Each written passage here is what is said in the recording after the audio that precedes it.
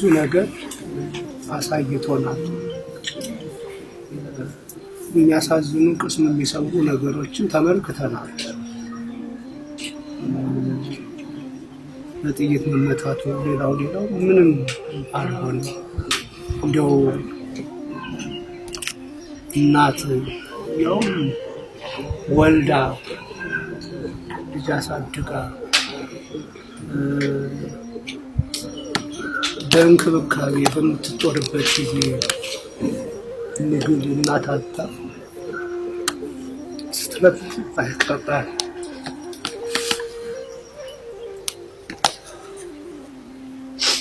በጣም ያስቸግራል። እንደው ለመግለጽ አይኔ ላይ የተሳሉ እናቶች አሉ። አይኔ ላይ የተሳሉ